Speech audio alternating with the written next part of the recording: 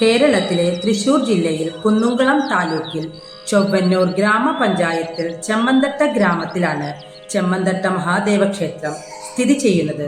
സതീദേവിയുടെ ദേഹത്യാഗത്തിനു ശേഷം സംഹാര താണ്ഡവമാടുന്ന രൂപത്തിലുള്ള പരമശിവനാണ് ക്ഷേത്രത്തിലെ മുഖ്യപ്രതിഷ്ഠ.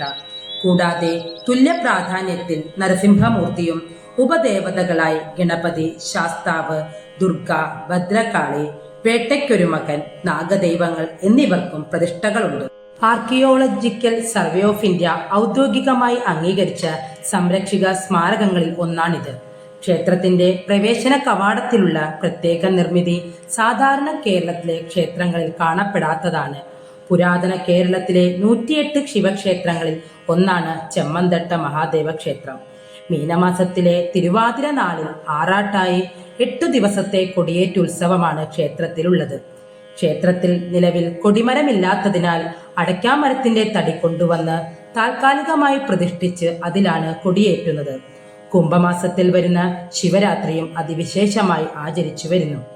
അതിനു മുമ്പ് ചില ചിത്രങ്ങളുടെ ചിത്രീകരണവുമായി ബന്ധപ്പെട്ടും ഈ ക്ഷേത്രം ശ്രദ്ധ നേടിയിട്ടുണ്ട്.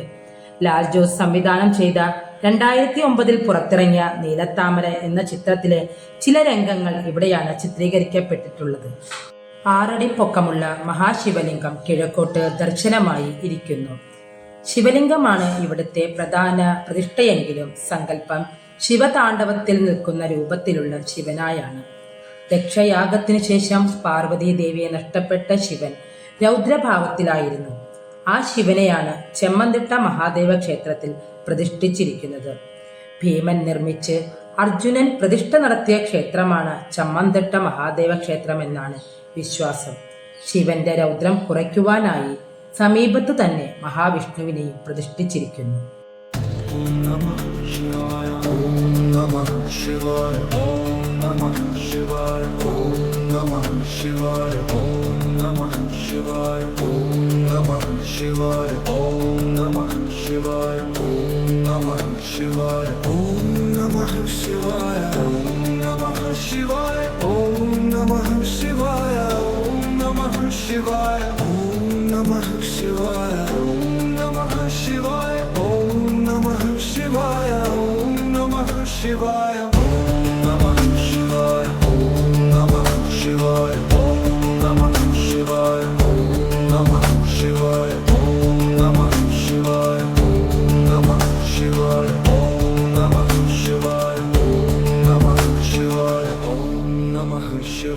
Om Namah Shivaya, Om Namah Shivaya.